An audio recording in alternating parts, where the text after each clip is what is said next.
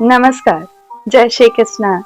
आज मैं एक सुप्रसिद्ध कहानी सुनाऊंगी, जिस कहानी का शीर्षक है भगवान की कृपा, जिसे परम श्रद्धेय ब्रह्मलीन स्वामी जी श्री राम सुखदास जी महाराज अपनी कथाओं में कहा करते थे। इस कहानी में एक परम भक्त की कथा है, जिसे इतना विश्वास है कि हर कृत को कहता था कि यह भगवान की कृपा से हुआ, और उसके चलते वह फंस भी जा गया, लेकिन निकल भी गया। कैसे क्या हुआ, आइए सुनिए। एक राजा था, उसका मंत्री भगवान का भक्त था। कोई भी बात होती थी तो वह यही कहता कि भगवान की बड़ी कृपा हो गई। एक दिन राजा के बेटे की मृत्यु हो गई। मृत्यु का समाचार सुनते ही मंत्री बोल उठा, भगवान की बड़ी कृपा हो गई। यह बात राजा को बुरी तो लगी, पर वह चुप रहा। कुछ दिनों के बाद राजा की पत्नी की भी मृत्यु हो गई। मंत्री ने कहा, भगवान की बड़ी कृपा हो गई। राजा को गुस्सा आया, पर उसने गुस्सा पी लिया, कुछ बोला नहीं। एक दिन तो और ही विचित्र घटना घटी कि राजा के पास एक नई तलवार बन के आई, जो बड़ी धारदार थी।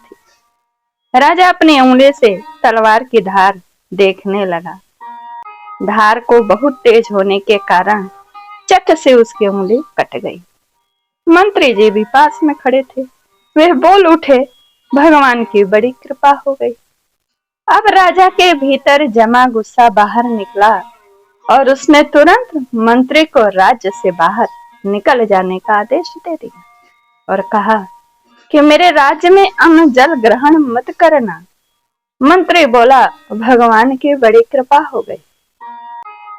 मंत्री अपने घर पर भी नहीं गया, हाथ में कोई वस्तु भी नहीं लिया और राज के बाहर जैसे कहा था, जैसे था वैसे ही निकल गया। कुछ दिन बीत गए। एक बार राजा अपने साथियों के साथ शिकार खेलने के लिए जंगल गया। जंगल में एक सुअर का पीछा करते करते राजा बहुत दूर घने जंगल में निकल गया। उसके सभी साथी बहुत पीछे छूट गए। वहां जंगल में डाकुओं का एक दल रहता था। उस दिन डाकुओं ने काली देवी को एक मनुष्य की बलि देने का विचार किया हुआ था। संयोग से डाकुओं ने राजा को देख लिया। उन्होंने राजा को पकड़कर बांध दिया। अब उन्होंने बलि देने की तैयारी शुरू कर दी। जब पूरी तैयारी हो गई, तब डाकुओं के पुरोहित ने राजा से पूछा, तुम्हारा बेटा जीवित है? राजा बोला, नहीं, वह मर गया। पुरोहित ने कहा, इसका तो हृदय जला हुआ है। पुरोहित ने फिर पूछा, तुम्हारी पत्नी जीवित है? राजा बोला, वह भी मर चुकी है। पुरोहित ने कहा, यह तो आधे अंग का ही है, अतः यह बलि के योग्य नहीं है, लेकिन हो सकता है यह झूठ बोल रहा हो,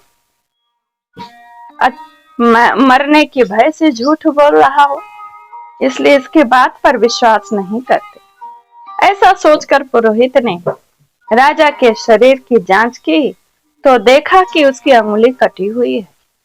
पुरोहित बोला, अरे यह तो अंग भंग है, बलि के योग्य नहीं है, छोड़ दो इसको। डाकुओं ने राजा को छोड़ दिया।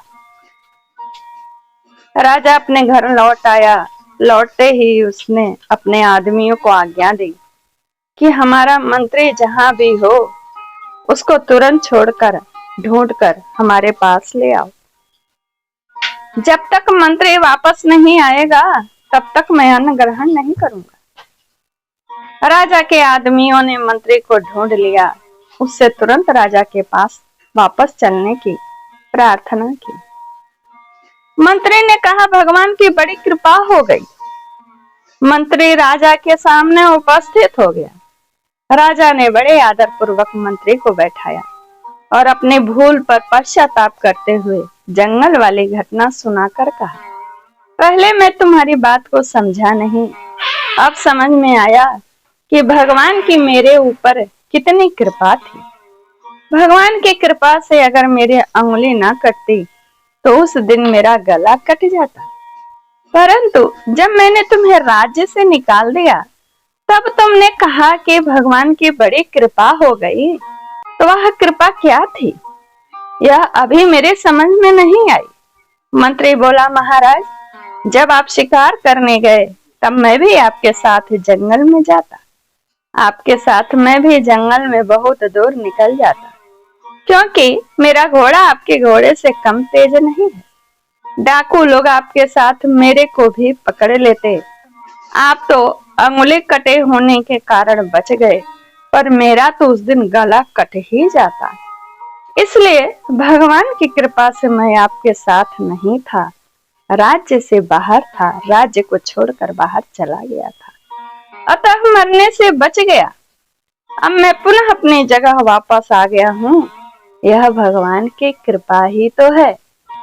इस तरह भगवान की कृपा, भगवान पर विश्वास करने वाले भक्त की कथा यहीं पर पूर्ण होती है।